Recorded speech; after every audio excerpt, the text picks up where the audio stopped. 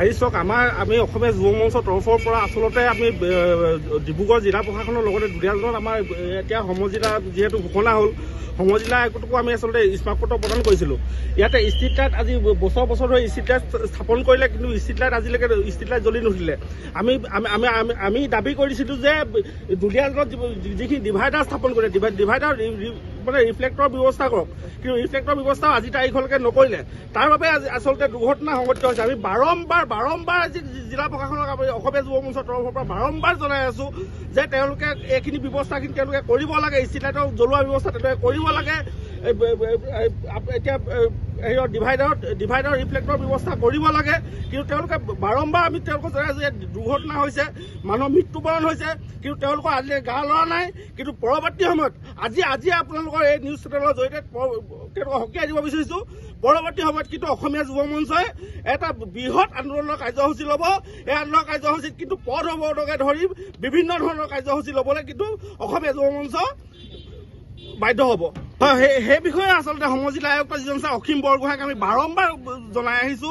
ইয়াতে illegal parking হৈছে। আজি ডাঙৰ ব্যৱসায়ী আছে, ঠিকা প্ৰতিষ্ঠান আছে, তেওঁলোকৰ বৃহৎ ডাঙৰ মেচিন, ডাঙৰ গাড়ী আচলতে ইয়াতে ৰাস্তা কিনাৰত থৈ দিয়ে।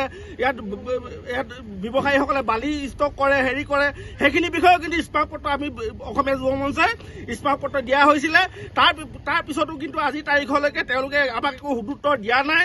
এইখিনি আচলতে এইখিনি সমস্যাখিনি দূৰ কৰিবৰ কাৰণে তেওঁলোকে একো হাতত পদক্ষেপ গ্ৰহণ কৰা নাই। কিন্তু আজি আপোনালোকৰ নিউজ চেনেলৰ জৰিয়তে সকলোখিনি তেওঁলোকক সকীয়াই দিব বিচাৰিছো।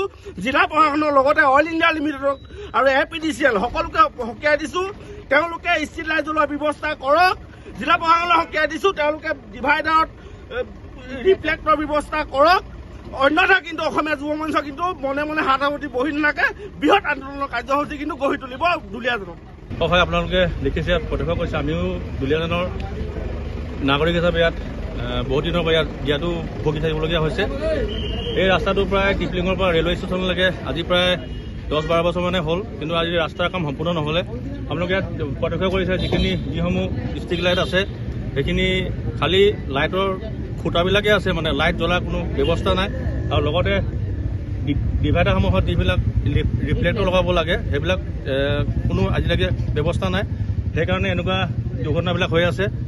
ইয়াত মানে আপুনি সদায় এনেকুৱা দুৰ্ঘটনা প্ৰায় ঘটিয়ে থাকে। হয়, আমিতো দেখিছোৱে ইয়াৰ ওচৰতো বালি আছেই, কিন্তু অবৈধভাৱে ৰাখি থৈছে। ইয়াত অন্ততঃ প্ৰশাসনে এইখিনি চকু দিব লাগে, আমাৰ হিচাপে প্ৰশাসনে চকু দিব লাগে। আৰু মই ভাবিছো যদি এনেকৈ অনাগত দিনত ইয়াত লাইটৰ ব্যৱস্থা নহয় বা ৰিফ্লেক্টৰ ব্যৱস্থা নহয়, ইয়াতকৈও ভয়াৱহ দুৰ্ঘটনা সংঘটিত হ'বলৈ আছে দুলীয়াজানত। সেইকাৰণে প্ৰশাসনে ইয়াৰ ওপৰত সুদৃষ্টি প্ৰকাশ কৰি আমাৰ সমস্যাসমূহ সমাধান কৰে।